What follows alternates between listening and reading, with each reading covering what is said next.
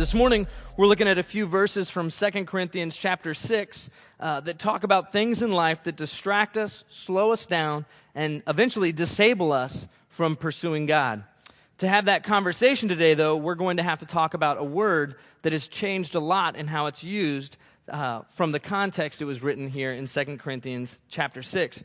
And that word is idol. When I say the word idol, a lot of us think about that superstar that we follow their sports team, and we DVR every game, and we watch them, and we rearrange our schedules to see them. Others of us think about that recording artist that we took out a small loan to go see them in concert, but it was worth it because it was just amazing. And some of us think about the actor or actress that we had a poster of, that we put up on our wall or in our locker, that we just dreamed about knowing or being friends with. That's what we tend to think of. If your coworker on Monday morning came up to you and said, "You will never believe my weekend, I got to see my childhood idol," none of us are going to respond with, "Oh, wow, was it marble or bronze? Did you get a chance to bow down, or was there just enough time for a selfie with it?" You're like, "Did you sacrifice a goat? Oh, I hope you sacrificed a goat to it." None of us think that way because that's not how things work. But I would want to suggest this morning that we do have idols. An idol, all it really is anything we pay attention to more than we pay attention to God. An idol can be your job, it can be your flat screen TV, your phone, it can be a lifestyle, it can be your bank account, it could be a political view. An idol can even just simply be you. You can be the thing that you worship most in life. It doesn't have to be a bad thing. Anything that gets more face time with you, anything that has your attention more than God can be an idol. It can be good stuff. It can be your spouse, your kids, an education, a charity. It can even be your church. When things begin to distract us from obedience to God, they become an idol. The point of what Paul is saying here in 2 Corinthians chapter 6 that we're going to look at, the main point of what we're trying to apply to our lives this morning is that the more idols you allow into your life, the more idol you'll become. So let's look in 2 Corinthians chapter 6. You can pull out your Bibles, open up your phones. We're going to pick up in verse 14. "Do not be yoked together with unbelievers. For what do righteousness and wickedness have in common? Or what fellowship can light have with darkness? What harmony is there between Christ and Belial? Or what does a believer have in common with an unbeliever? What agreement is there between the temple of God and idols? For we are the temple of the living God. As God has said, I will live with them and walk among them, and I will be their God, and they will be my people. Therefore, come out from them and be separate, says the Lord. Touch no unclean thing, and I will receive you. And I will be your father, or I will be a father to you, and you will be my sons and daughters, says the Lord Almighty." Jumping right in there with verse 14, the first part of that verse, it says, "Do not be yoked together with unbelievers." I'm not sure what you think about when you hear this verse. It references back to a couple Old Testament verses where God is telling the Israelite people that they shouldn't yoke or harness two different types of animals together. Like don't hitch a donkey and an ox together, because all you're going to get is frustrated. You're not going to get your work done. You're going to spend all your time trying to get them to work together, and they're not going to work together. Not a lot of us are farmers, though, and so we hear that and we kind of go, okay, what exactly is that talking about? Typically, when I hear this passage read, taught, or discussed, it's in the context of marriage and whether or not a Christian should marry someone who's not a believer. And while that's a fair application, you can look at that verse and go, okay, yeah, I see what they're saying there. It's interesting to me that Paul never mentions husband and wife or the marriage relationship in this passage. That might be what we focus in on, but as I study this passage, I think Paul was talking about way more than just the relational dynamics of a husband and wife. And I think he's speaking to everyone in this room, and when he says that we need to be careful what we hitch ourselves to, because we might end up losing our focus and focusing not on God, but on something else. Let's look at the marriage aspect for just a second, though. If you're here this morning with your spouse and you don't believe in Jesus, you haven't placed your faith in Jesus, just know that I'm not looking at you this morning. I'm thinking of this person or that person. That's not at all what's going on. I'm not going to put you down or talk down to you this morning. I am so glad that you're here. And I'm sure that your family, that your spouse is so glad that you're here too. It says so much about you that you would choose to be here to be with your family or to support your spouse. My encouragement for you today is to read one of the Gospels. Now, you might have had somebody tell you that a lot, and I'm coming from a little bit of a different angle. This isn't, well, read about Jesus, and maybe you'll believe in him. No, I'm sure you've had those conversations. This time I want you to read Matthew, Mark, Luke, or John in the next week, next 2 weeks, and just ask yourself, if your son or your daughter looked like Jesus, exhibited the qualities, the characteristics, the servant's heart of Jesus, would you be happy? Would you be proud? Would that be success? If your son or daughter married someone that lived like Jesus, would that be a win for you? Would you be happy about that? And if you begin to think that, that would be great if they could find someone that looked like the Jesus that's described in the gospel, then would you consider embracing the person of Jesus as you figure out the divinity of Jesus? Maybe as you embrace the principles that Jesus taught, you'll experience and discover a power and a presence of God in your life that in no way you ever expected. But I want to say again, really, thanks so much for being here. It'd be so easy to say, that's not me, I'm not going. And it says a lot that you are here. And so we're glad. And we want you to know that you're welcome here. And we're glad to have you here as a part of our family.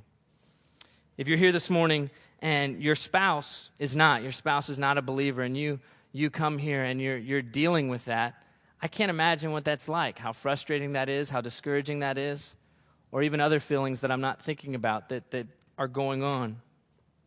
I want to let you know, though, that this passage isn't permission for you to badmouth them. It's not permission for you to go into a Sunday morning class or a weekly Bible study and just tell everybody how awful it is that your spouse doesn't support you.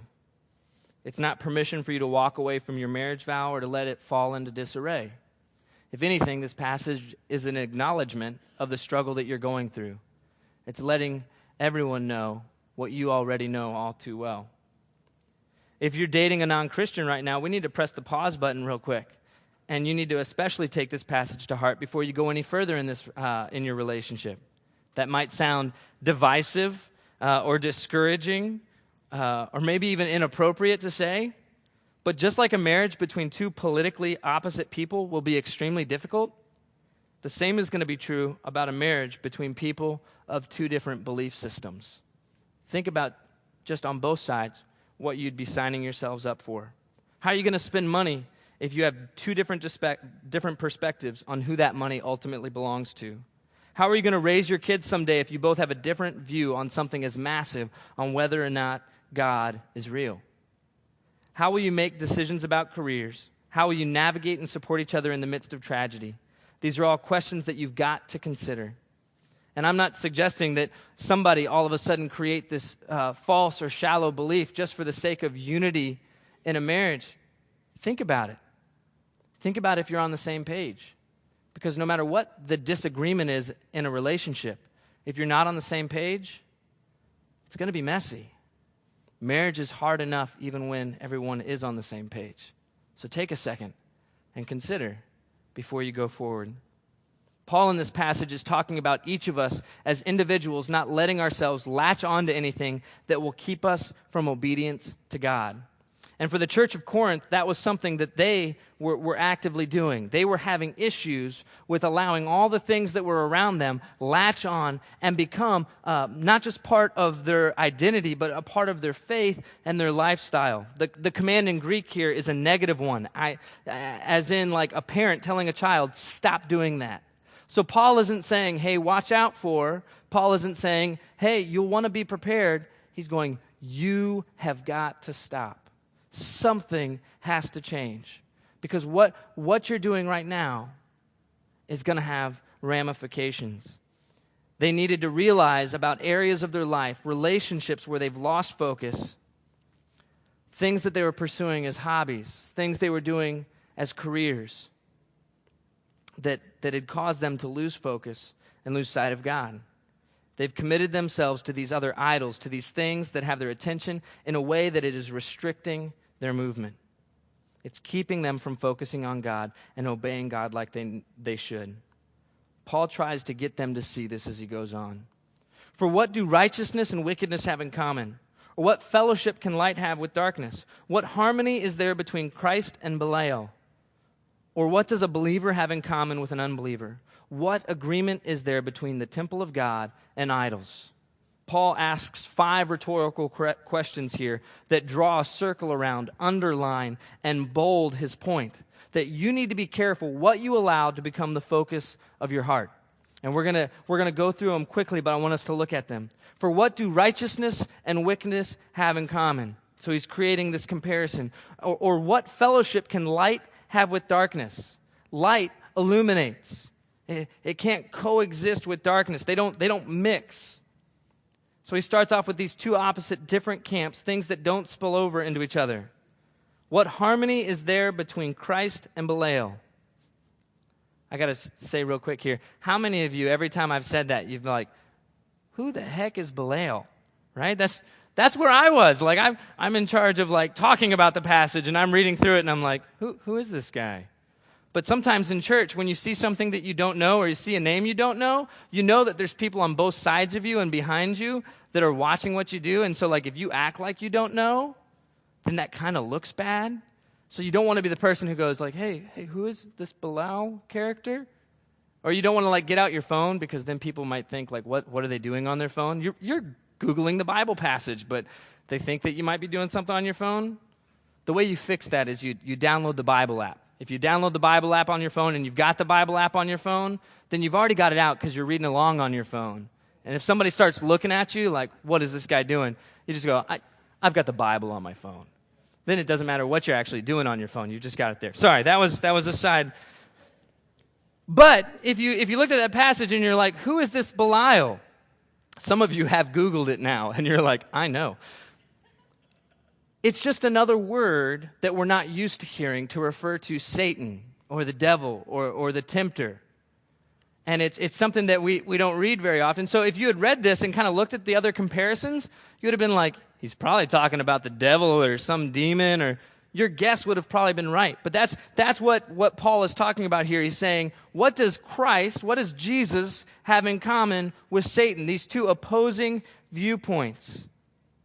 And then he goes, what does a believer have in common with an unbeliever? I think this, of all the 5 rhetorical questions, this is the one that's the most interesting to me. Because right off the bat, my first thought is, well, actually, believers and unbelievers have a lot in common. In fact, I would argue we have a ton in common. What is it that believers and unbelievers have in common? We have our humanity. We've all been made in the image of God.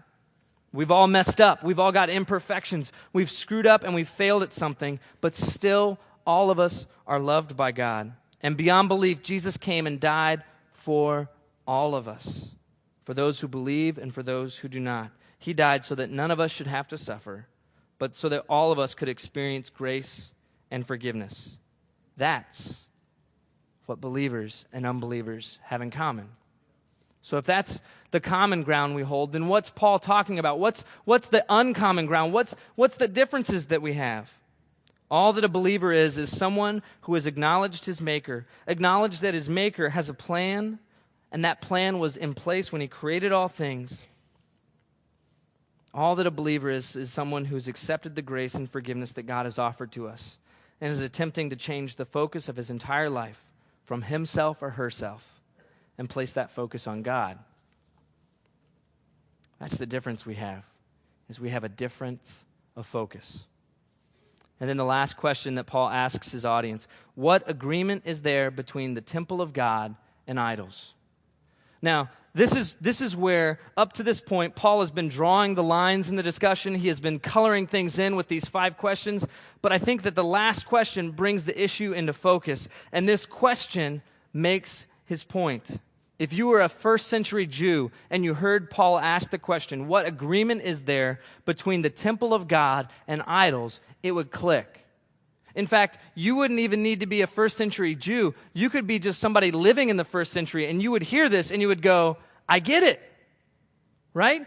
Having pagan idols in the temple of God would be the equivalent of going to visit the Coca-Cola headquarters, walking into the lobby, and seeing a Pepsi vending machine.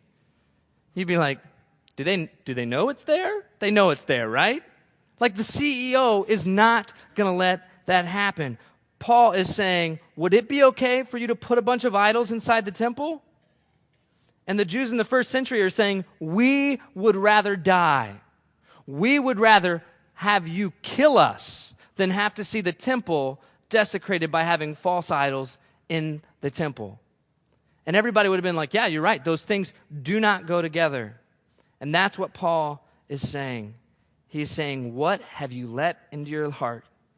What have you let steal the focus of your life? So to make this a little clearer, I want to read the start of verse 16, and then we're going to do something. So verse 16, for we are the temple of the living God. Do you see what Paul just did there? He went from asking questions that you're not even supposed to answer. You're just supposed to think about them. You know, you ever had a parent do that for you? Like, I'm not asking for answers. I just want you to listen to me. And then he shifts it, and he makes it about us. He says, for we are the temple of God. Would you put an idol in the temple of God? No, you wouldn't. So what's going on in your heart? So to illustrate this, that we are the temple of God, and to talk about what idols we have in our life, I'm going to need some help from the audience. I need somebody, everybody's really nervous now. I need somebody that works out, okay? Somebody who has not skipped leg day in a while. Everybody is going like, okay, that's not me. I need somebody. Maybe somebody needs to volunteer somebody else for me. Lynn, you want to do this? Lynn? I hear... You want to do it, Miguel? You want to do it? He doesn't look like he wants to do it. Lynn, will you get up here? Who do we have all the way back here? Come on down. Come on. He's raising his hand up, and I can't see past him because his biceps are so big. So, come on down. Everybody give a round of applause.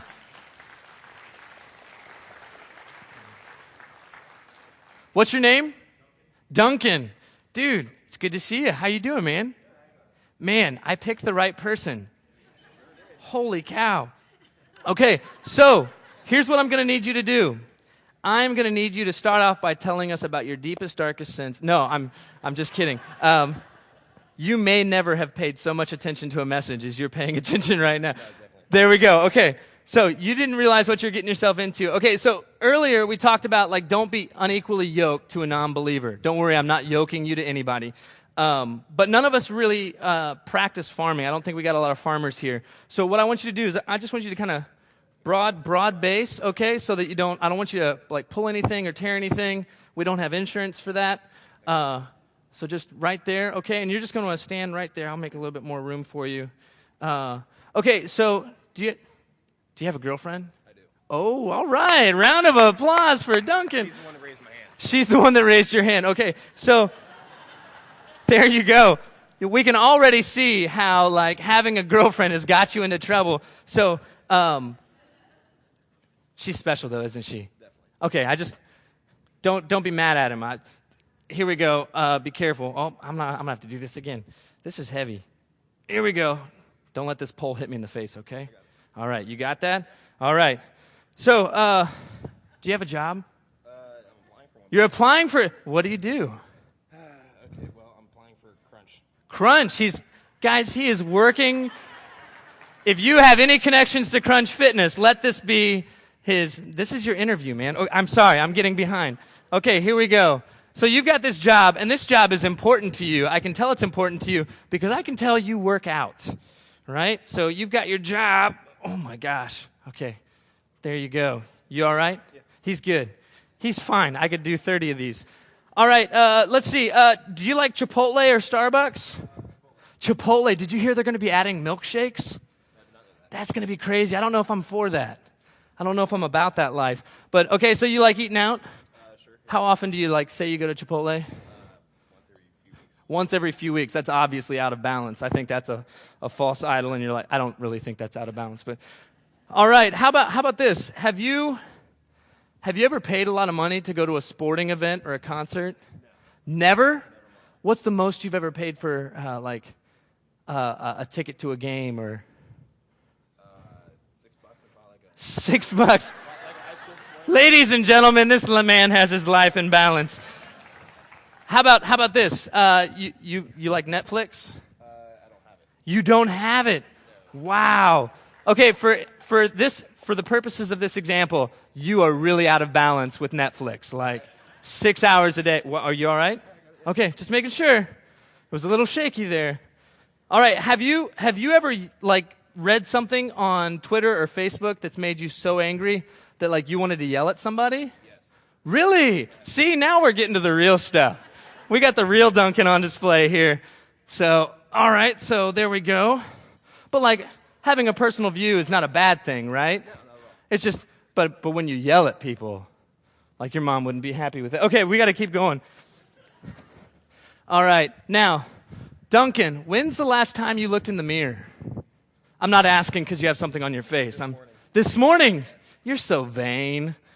You probably think this message is about you, don't you?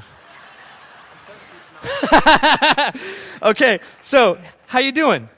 Good. You're good. You look like you're doing well. I needed more. But what do you think your 40 time would be right now? How fast do you think you could run 40 yards? Very slow. Very slow. Okay, so for the rest of the message, while he's up here, I'm just kidding. Everybody give Duncan a round of applause.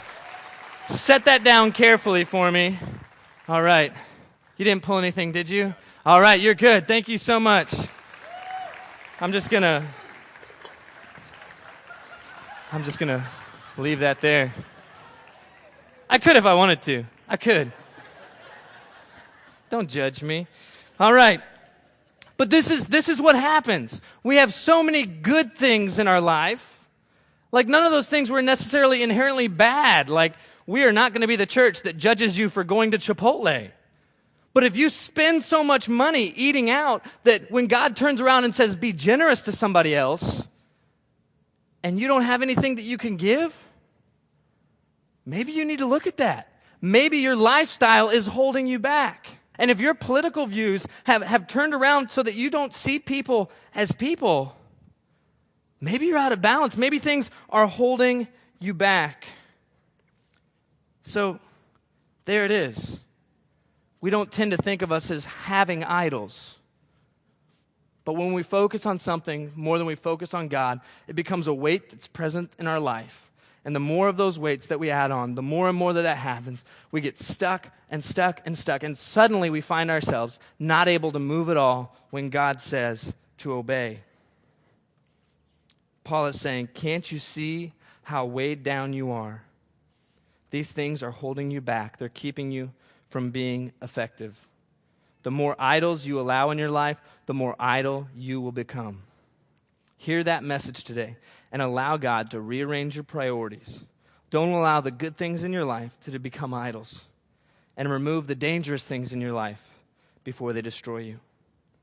Idolatry, it's a focus problem that will quickly lead to a sin problem, and a loss of focus becomes a bondage that sin will destroy us and steal our freedom and leave us stuck. Paul goes on, as God has said, I will live with them and walk among them, and I will be their God, and they will be my people. Therefore, come out from them and be separate, says the Lord. Touch no unclean thing, and I will receive you. And I will be a father to you, and you will be my sons and daughters, says the Lord Almighty. Paul here at the end of the chapter is referencing 4 Old Testament passages. He's quoting the book of Leviticus, Isaiah, Ezekiel, and 2 Samuel. And each of these quotes connects to Paul's message, not just with the content, but the context. What's going on around when these books were written leads us to understand this passage even more. You see, Leviticus was written when the Israelites were living in the wilderness, after God used Moses to lead them out of Egypt. What were they struggling with? They were struggling with living in their newly found freedom and wrestling with not going back to the idols and the habits that they had just left behind in Egypt.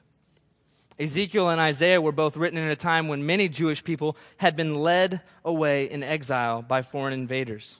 They were struggling with idolatry on two levels. What led to their defeat in exile was the fact that they had let pagan practices creep into their temple worship. They were beginning to worship like people would worship idols. And then on top of that, they had been defeated and taken out into slavery into a foreign land, and now they were surrounded by people worshiping foreign gods. Israel always struggled with an idolatry problem. They made a golden calf to worship while they were in the wilderness. They wanted a king, and so they worshiped and sacrificed to other gods. They made treaties with other countries to gain power when God said simply to trust them. They chased every sexual desire with abandon, and it blinded them, and it stopped them to looking to God and listening to Him, except for when they were in trouble. But this isn't just an Israelite problem. It's an idol problem that's a humanity problem. It's an us problem. A lot of the idols in our lives that we have aren't even bad things. You take a job because you want to provide for your family, and the job is less than ideal, but you want to provide for your family. But then it begins to take over your life. You work more and more weekends and later nights, and you get tired and angry. But the only people you take that anger out on is your family, who's the reason you took that job in the first place. We're passionate about our country. We're passionate about doing what we believe to be right. So we vote, we post, we tweet, and we begin to feel stronger and stronger about our position. And then as the drama that is going on in our country and in our world plays out on our flat screens, smartphones, and tablets, the people we see on those screens stop even being real to us. The people we see on those screens become something different. And then the people we disagree with around us stop becoming real to us too. Because how could somebody honestly think this or that? On Independence Day, it's a special thing to celebrate the freedom we have as a country. And we can't forget the countless people that sacrificed their very lives so that we could be free. But let's not abuse that freedom by weighing ourselves down with idols, with distractions. The strength of a people, the strength of a nation, is how we choose to treat each other. And we, the church, Christ followers, should be the very vanguard when it comes to how you should treat your neighbor. Are we doing that, or have we allowed ourselves to become weighed down?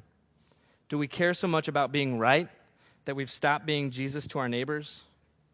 Have we paid so much attention to learning about Jesus that we've stopped obeying Him?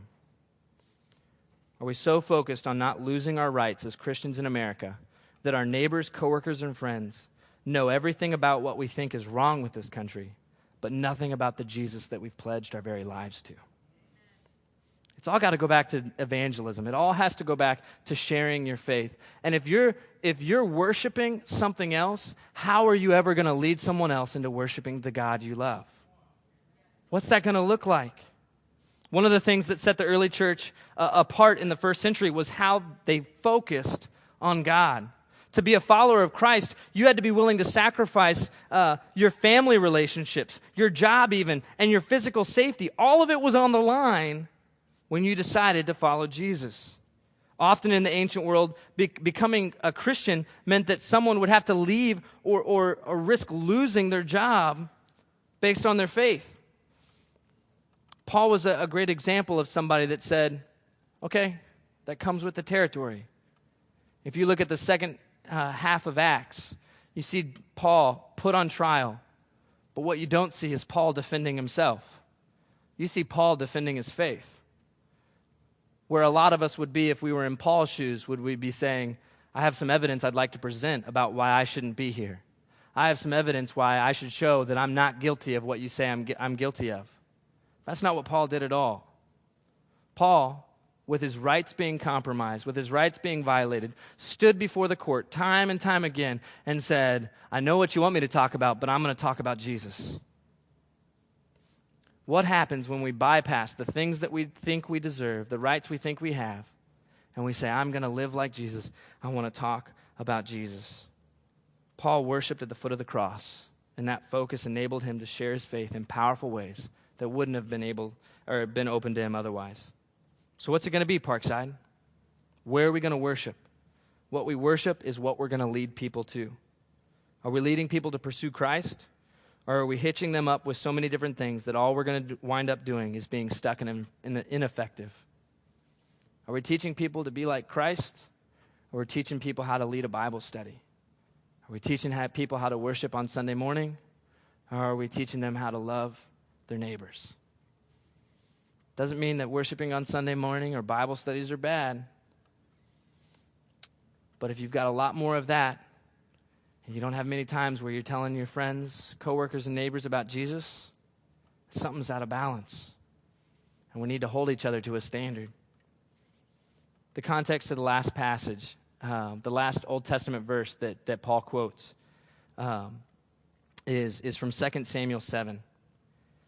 And it's pretty incredible. So the last reference that Paul has there in 2 Corinthians chapter 6 is from 2 Samuel when King David is realizing that he's built himself a palace, but God is still living in a tent. So he's built this ornate place for him to dwell in, but he hasn't focused at all at where God and where they worship God. And so he goes to God and says, God, I want to build you a temple that's worthy of you. And what God responds with is completely unexpected, completely surprises David. This is what God says in 2 Samuel 7:16. Your house will be a kingdom. Your house and your kingdom will endure forever before me. Your throne will be established forever. Can you imagine? You go before God and say, God, I would like to serve you in this way. I would like to give you what you are worthy of. And God's response is, let me tell you about the kingdom I'm going to build through you. David was just thrown back. It wasn't what he expected at all. Listen to what David says in verse 18. Then King David went in and sat before the Lord and said, Who am I, sovereign Lord? And what is my family that you have brought me this far? Maybe one of the biggest reasons, maybe the biggest reason that we should take off every weight, every idol that is present in our lives and focus on Jesus is because God, the King of all things, the person who deserves our focus, has chosen to focus on us. You know, as a dad, my kids can tell me time and time again, they can say, Dad, Dad, Dad, Dad. And I can answer them time and time and time. Yes, yes, yes, yes, I'm listening to you. But until I set down whatever I'm doing and I look at them, I don't have their attention. They don't have my attention, right? And that's what they want. They want my eyes. They want my face. And so the challenge that I want to leave you with, and we're gonna read a prayer together here in just a second to close, is I want you to turn your faces to God.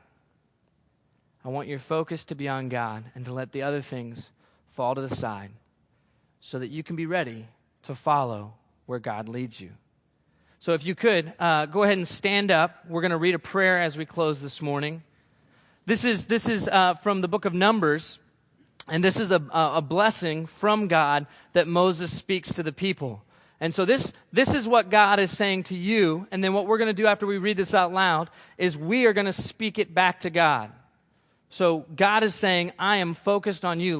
Let my face shine upon you. And then we're going to turn around and say, God, let you have my attention. Let me focus on you. So we're going to read this, and then we're going to read a prayer to God, and then I'll pray, and we'll head out. So let's read this together.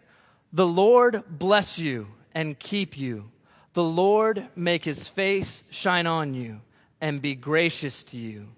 The Lord turn his face toward you and give you peace. Think about that for just a second. This is what God has spoken over you. And here's what I want us to speak back to the Lord. Let me bless you, Lord. Let my eyes and heart be focused on you, that I may be filled with your grace. Let me turn my face to you, that my life will be filled with peace. Let me pray.